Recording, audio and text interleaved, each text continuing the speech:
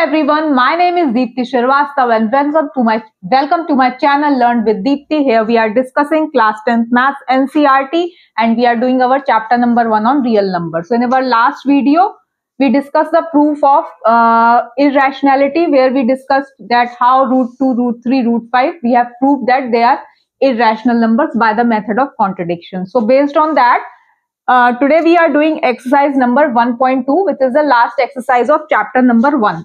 So let us start with exercise number 1.2. तो exercise 1.2 का जो क्वेश्चन 1 है वो हमने डिस्कस ऑलरेडी कर लिया था लास्ट वीडियो में, बट हम लोग क्विकली उसको करते हैं क्योंकि ये क्वेश्चन 1 है आपकी एक्सरसाइज 1.2 का कि show that root 5 is irrational. ये आपको शो करना है आपको कि रूट 5 जो है इज इररेशनल. ये चीज आपको प्रूव करनी है.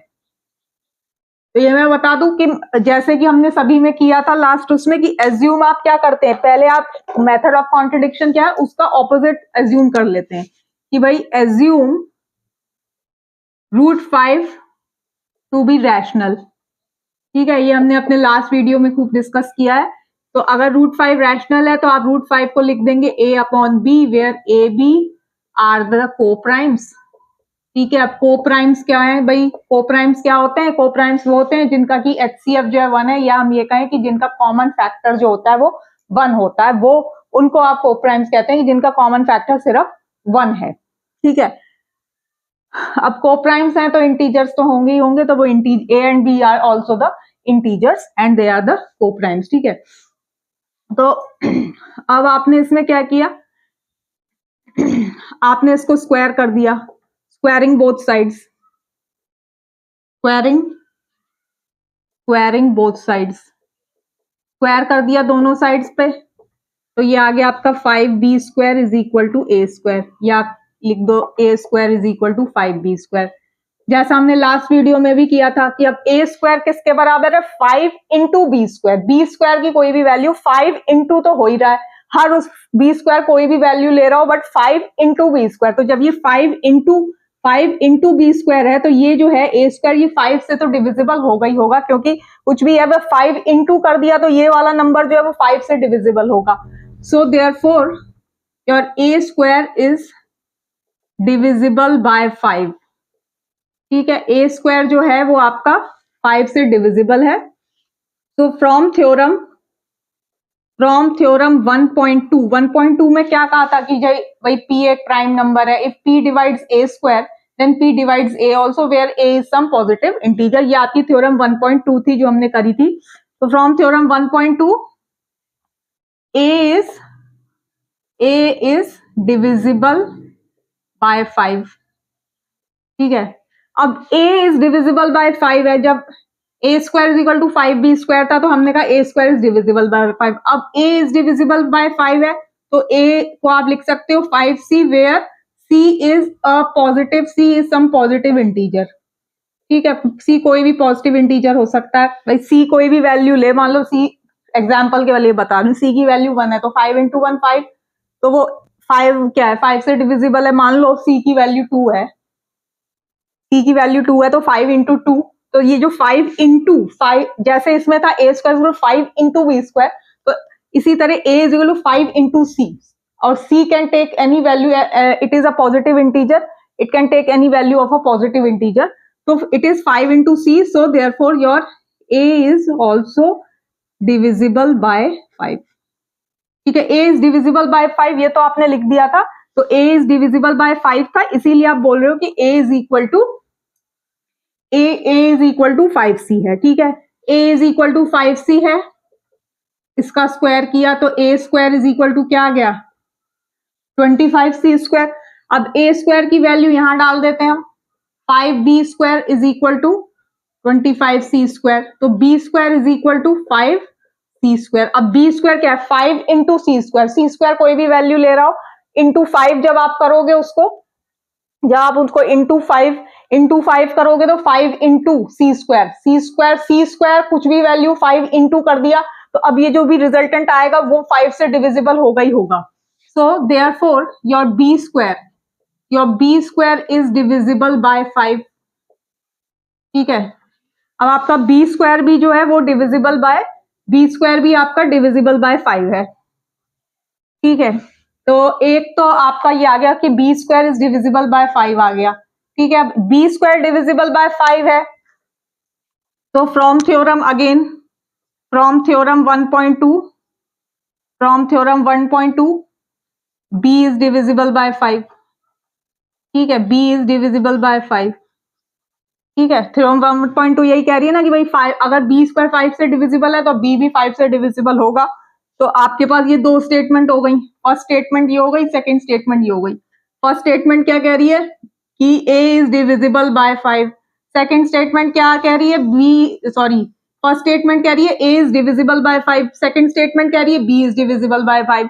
तो दोनों ही स्टेटमेंट से आप क्या देखते हैं, फ्रॉम 1 एंड 2 आपने क्या देखा, from 1 and 2, from statement 1 and 2 आप बोलोगे कि from 1 and 2 A and B have a common factor 5। भाई दोनों को ही 5 डिवाइड कर रहा है, दोनों ही 5 से डिविजिबल हैं। ठीक है, दोनों ही आपके जो नंबर्स हैं, both A and B have a common factor 5 which contradicts, जो आपने सबसे पहले एजम्पशन करी थी कि A and B are coprime, which contradicts that a B are coprimes. ठीक है, जो ये आपको कॉन्ट्रडिक्ट कर रहा है कि ए बी जो है वो को प्राइम्स है। Therefore our assumption that root 5 is rational is incorrect,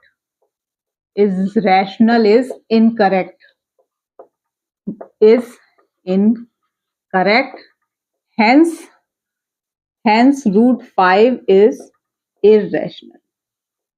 ठीक है, ए भी डिविजिबल हो गया 5 से, बी भी डिविजिबल हो गया। इसका मतलब क्या हुआ, इसका मतलब ये हुआ कि जो 5 है वो उन दोनों का ही कॉमन फैक्टर है, दोनों को ही 5 जो है दोनों को डिवाइड कर रहा है। 5 अगर दोनों को डिवाइड कर रहा है तो आप ये नहीं कह सकते कि वो ए बी जो है वो को प्राइम है, क्योंकि को प्राइम क्या होते हैं, जिनका कॉमन फैक्टर सिर्फ एक होता है, 1 होता है, only 1 as a common factor. But यहाँ पे क्या आ रहा है, 5 भी आ रहा है, तो इसका मतलब ये चीज गलत हो गई। विच आपने जो था कि भाई ए एंड बी या को प्राइम्स हैं, ऐसा नहीं है।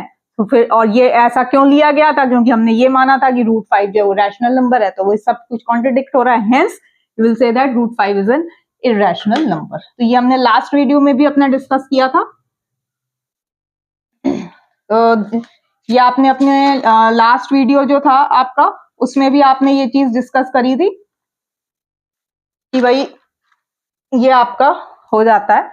ठीक है, तो ये आपका डिविजिबल है, ये आपका इररेशनल, रूट 5 जो है ये आपका इररेशनल नंबर है। तो ये आपका क्वेश्चन नंबर 1 हो जाता है। अब हम क्वेश्चन नंबर 2 करेंगे, question number 2 of exercise number 1.2। ठीक, सब में वही प्रूफ करना है कि भाई ये इररेशनल है। ठीक है, अब आपको इसमें क्या प्रूफ करना है, 3 + 2 रूट 5 जो है वो इररेशनल है। ठीक है, ये प्रूफ करना है। तो इसके लिए मेथड अपना वही है, कॉन्ट्रडिक्शन मेथड यूज करेंगे। सबसे पहले आपने ये एज्यूम कर लिया कि भाई assume that 3 + 2 root 5 is rational number, is rational. Same steps follow करे जाएंगे। 3 + 2 रूट 5 अगर रैशनल है तो आप इसको इज इक्वल टू A/B की फॉर्म में लिख देंगे, where A and B are coprimes. ये आपके को प्राइम्स हो गए। ठीक, अब आप इसको रीअरेंज कर दीजिए। 2 रूट 5 इज इक्वल टू क्या आया, A/B -3, या रूट 5 क्या आ गया, A/2B -3/2, या इसको लिख दें A -3B/2B। ठीक है, तो इसको आप ऐसे भी लिख सकते हैं। अब अब जैसे पहले भी बताया था, since A, B, 2, 3 they are integers, so root 5 is an irrational number, hence root 5 आप बोलोगे, रूट 5 जो है, since A, B, 2, 3 they are the integer, so root 5 is a rational number. ठीक है, इज अ रैशनल नंबर। तो root 5 जो है वो एक रैशनल नंबर है, so hence it contradicts the truth. Truth क्या है? ट्रुथ ये है आपका कि भाई आपका रूट 5 जो होता है वो इरेशनल होता है, that root 5 is irrational.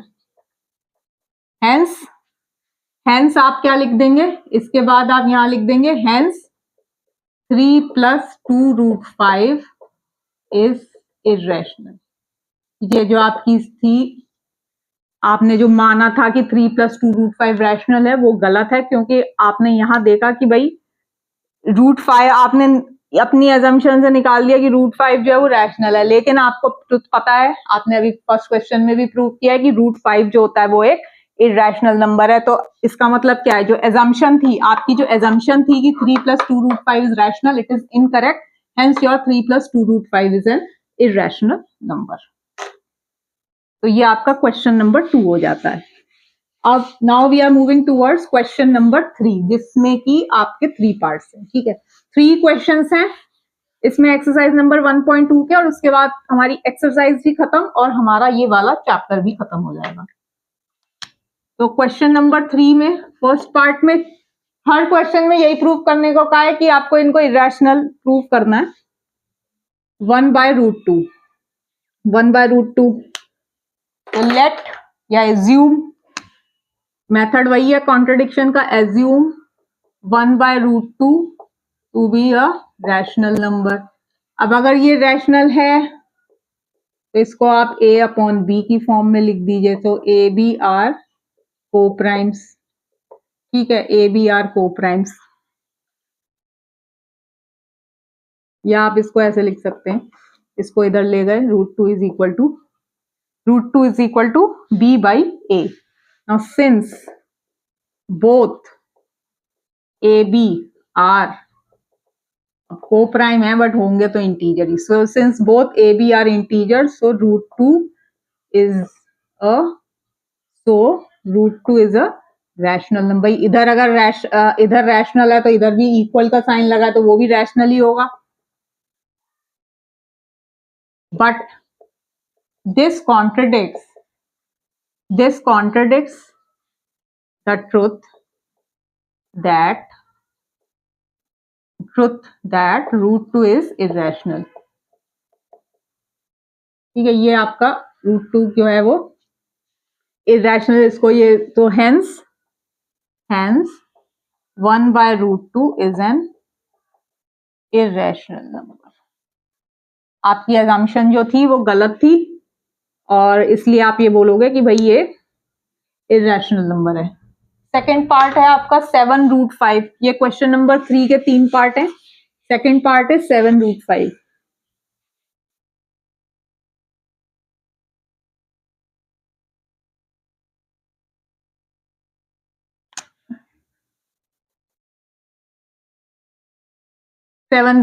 Again क्या करना है, एज्यूम क्या करेंगे कि भाई ये रैशनल है। Assume 7√5 to be rational. अब रैशनल है तो आप इसको लिख देंगे 7√5 इज इक्वल टू a/b। 7√5 को आप किस फॉर्म में, अगर रैशनल है तो आप लिख दोगे कि a/b की फॉर्म में, यहाँ पे कि कह दो कि भाई ये ए बी आर को प्राइम, और ये भी कह सकते हैं आप ए बी जो है वो इंटीजर्स तो है ही। भाई को प्राइम से तो सिर्फ ये पता लगता है कि ये they have a common factor 1, but a और b itself they are the integers. ठीक है, तो यहां से क्या निकल आया, √5 is equal to a/7b। Since a, b, 7 are all integers, hence √5 is a rational number which contradicts, again same statement चलेगी, which contradicts the fact, या the truth कुछ भी लिख दीजिए, the fact that √5 is an irrational number। √5 आपका irrational number है, hence therefore 7√5 is irrational। ठीक है, ये 7√5 जो है ये इरेशनल है। Third is your 6 + √2। अब 6 + √2 है,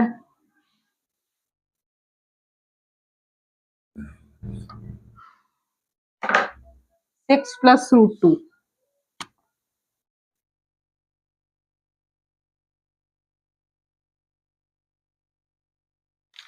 तो जो 6 + √2 है वो क्या कह रहा है भाई, वही है, सपोज